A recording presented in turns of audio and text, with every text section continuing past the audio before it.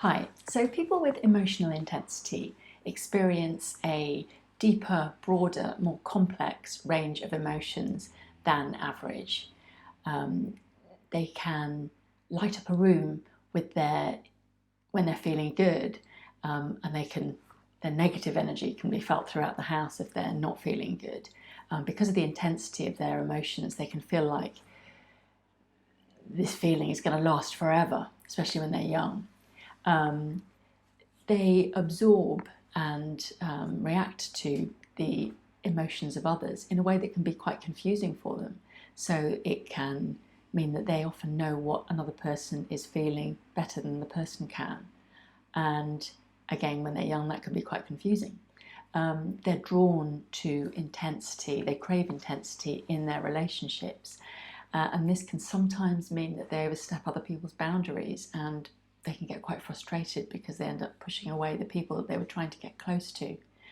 Their feelings can be complex in the sense of they can be really excited about something, but at the same time, so drawn towards it, but also pushed away because they're really worried about imposter syndrome or getting negative feedback from a situation.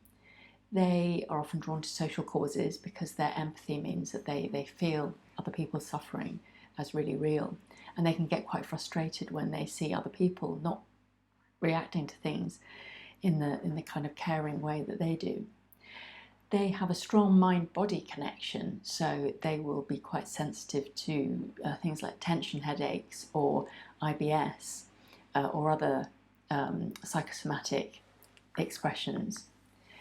By psychosomatic, I don't mean they're made up, I just mean that there is this strong mind-body connection. Now, what these people hear when they're growing up tends to be things like, oh, can't you just lighten up, calm down, stop being so sensitive, oh, you're too idealistic, just get over it.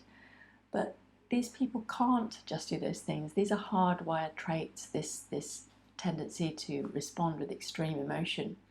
And so what they need is compassion. They need for their intense emotions to be validated by those around them, not necessarily shared, but validated in the sense that it's understood that they are genuinely feeling these emotions. They're not overreacting. They benefit from learning strategies to help them handle their intense emotions. And sometimes they need to do some healing for trauma that they've suffered when they're young before they've learned to regulate their emotions.